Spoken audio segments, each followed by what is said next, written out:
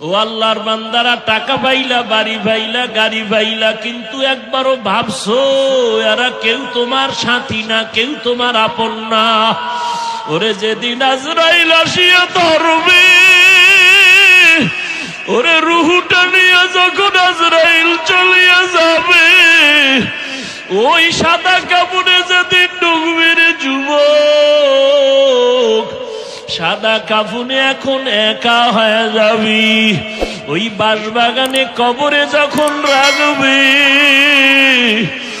একা একা শুয়ে থাকবি, দেখবি মা নাই, বাবা নাই, কই আমার মা, কই আমার বাবা, কই আমার টাকা, কই আমার ক্ষমতা। ওই অন্ধকার কবরে এখন তুমি একা, আর কেউ নাই। ওই অন্ধকার কবরে মাটি দিয়া যখন সবাই চলে যাবে, এতদিন আমার মা, আমার বাবা, আমার বাড়ি, আমার গাড়ি, আমার ছেলে, আমার মেয়ে, এখন তো দেখি কেউ আমার না, কেউ আমার না, কেউ আমার না, কেউ আমার না।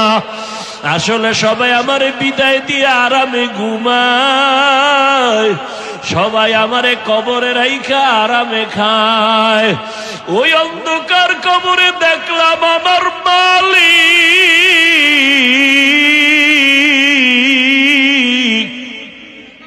ওই কবরে আমার মাওলা ছাড়া আমার আর আপন কেউ হবে না রে বাবা।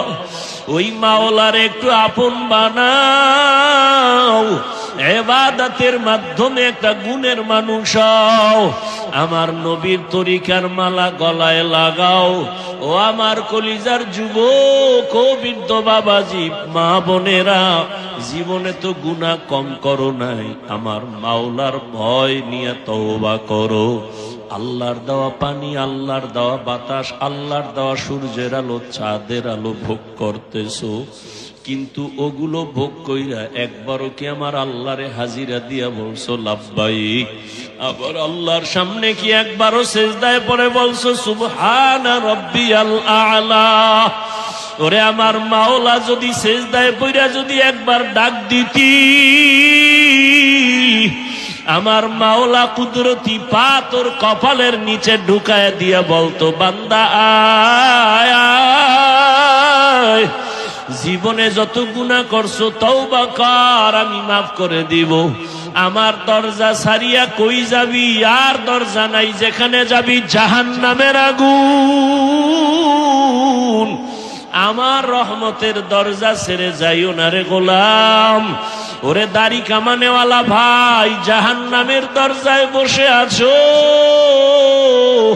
বেপরদায় গিয়া জাহান্নামের দরজায় বসে আছো, এখনো সময় আছে, ফিরিয়ে আসো, আবার আমার মালিকের ডাক দাও, অন্তর দিয়া ডাকো আর বলো, হে দয়ার আল্লাহ,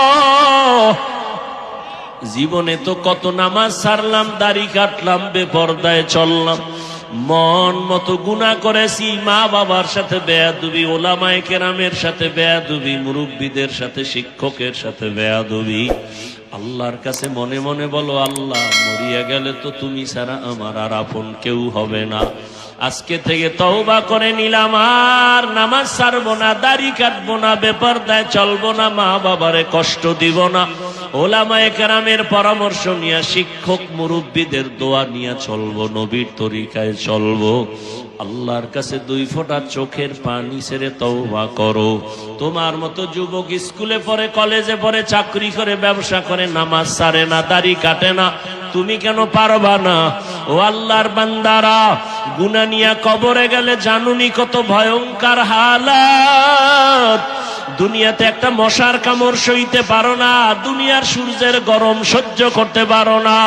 ওরে গুনাহ নিয়ে বেনামাজি অবস্থায় তওবা না করে যদি মরিয়া যাও, ওই কবরে 2 পার্শ্বের মাটির চাপ, ওই কবরে জাহান্নামের আগুনের গরম, সাপ বিচ্ছুর কামড় কেমনে সহ্য করবা?